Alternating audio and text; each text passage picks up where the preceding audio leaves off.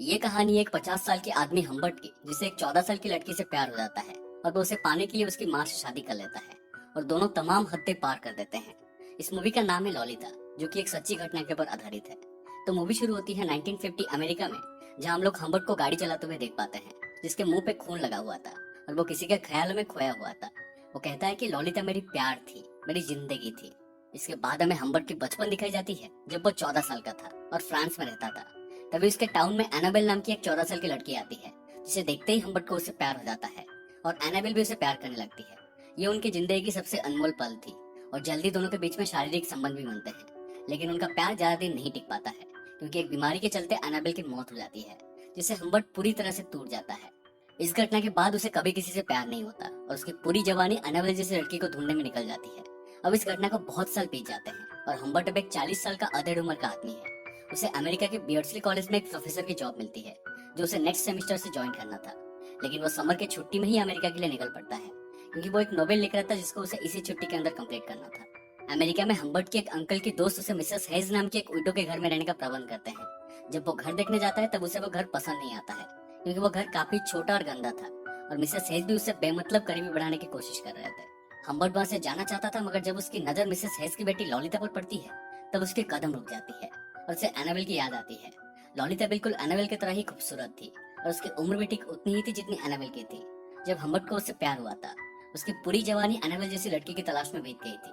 लेकिन आज उसके सामने एक ऐसी लड़की थी जो उसे एनाबेल की याद दिलाती थी, और उसकी स्माइल देखने के बाद हम्बर्ट की हार्ट बीट रुक जाते हैं। और भले ही उसे वो घर पसंद ना आया हो, लेकिन वो $20 पर मंथ रेंट पे रहने के लिए मान जाता है। हम्बर्ट वहाँ एक छोटे से कमरे में रह के अपना अधूरा किताब को पूरा करने की कोशिश करता है।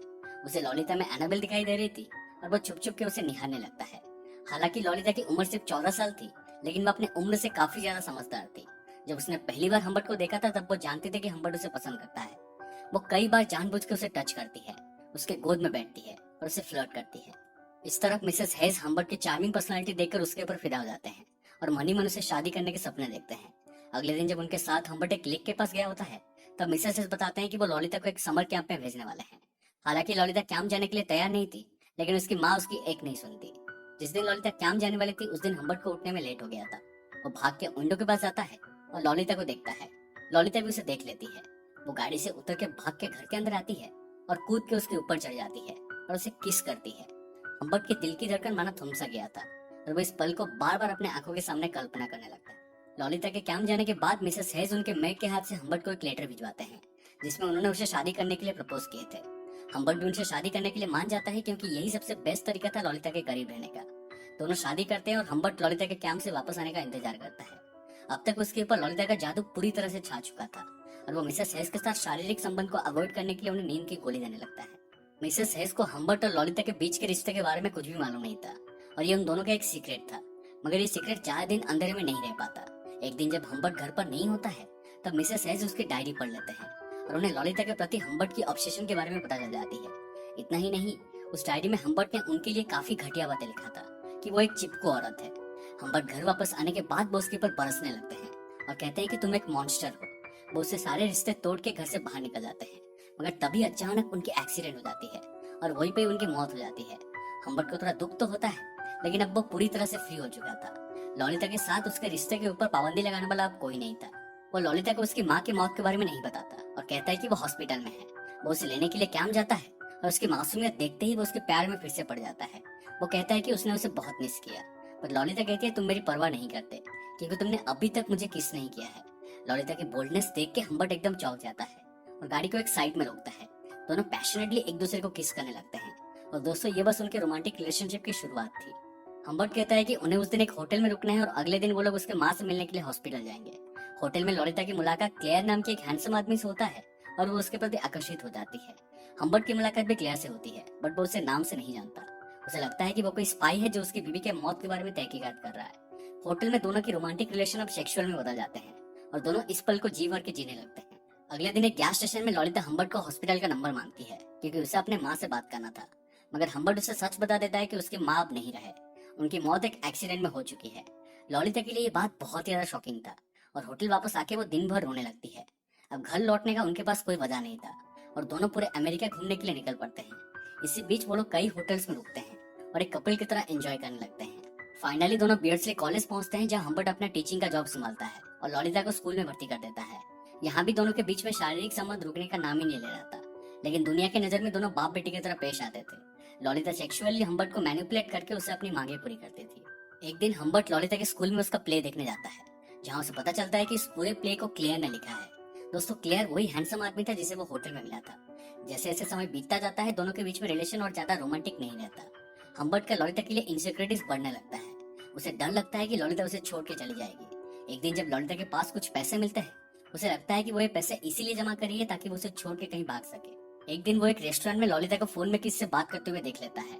जब लॉलिता उसे देखती है तो वो जल्दी से फोन को काट देती है और अजीब बिहेव करने लगती है, जैसे मानो वो कुछ छुपा रही है। और इससे पहले उनके बीच में रिलेशन और खराब हो, हम्बर्ट उसे एक और टूर में जाने का ऑफर देता है, लेकिन इस बार लॉलिता को तय करना था कि वो लोग कहाँ कहाँ जाएंगे।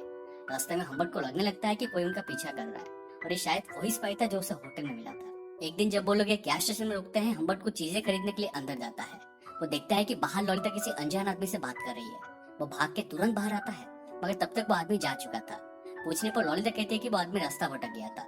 हम्बर्ट को लगता है कि वो कोई और नहीं बल्कि वही स्पाई था जो उनका पीछा कर रहा था। आगे की जर्नी में भी उसे हमेशा यही लगता है कि कोई स्पाई गाड़ी बदल बदल के उनका पीछा कर रहा है। जब वे एक होटल में रुकते हैं, तब थोड़े समय के लिए हम्बर्ट कुछ खरीदने के लिए बाहर जाता है, और जब वो वापस आता है, लॉलिता थोड़ी मेसी सी लगती है।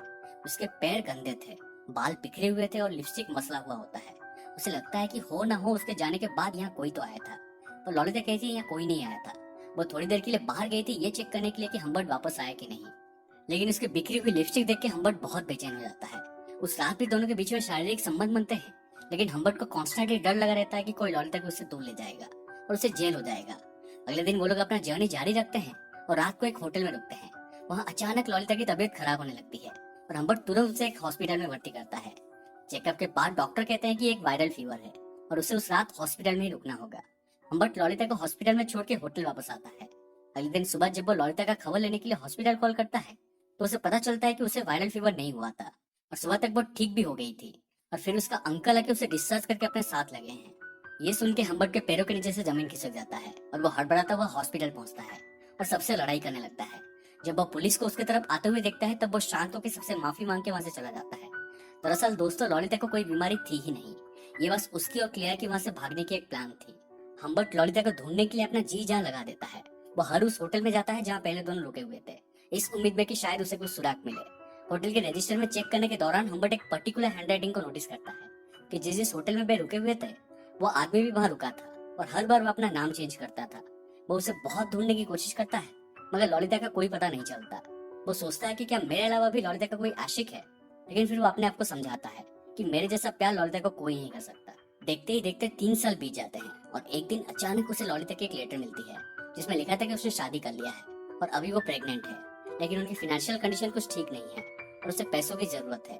हम्बर्ट तुरंत लेटर में लिखे एड्रेस की तरफ निकल पड़ता है और 3 साल के बाद पहली बार लॉलिता से मिलता है।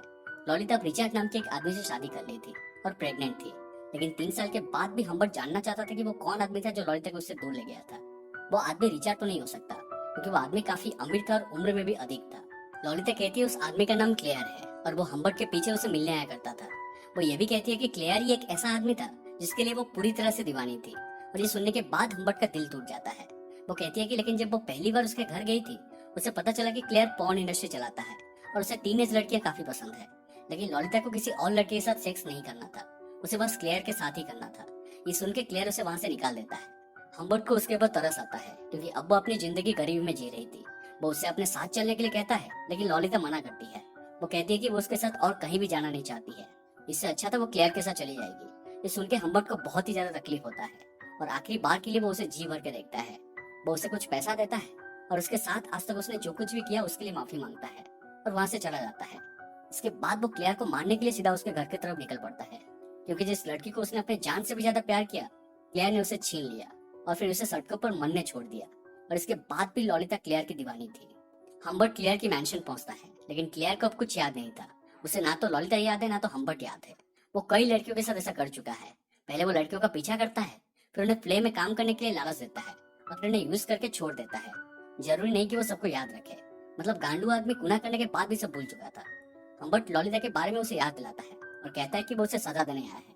अब क्लेयर को थोड़ा थोड़ा याद आता है और वो कहता है कि उसने उसके साथ जबरदस्ती नहीं किया है, क्योंकि वो किसी भी लड़की के साथ कुछ कर नहीं सकता, वो इम्पोर्टेंट है।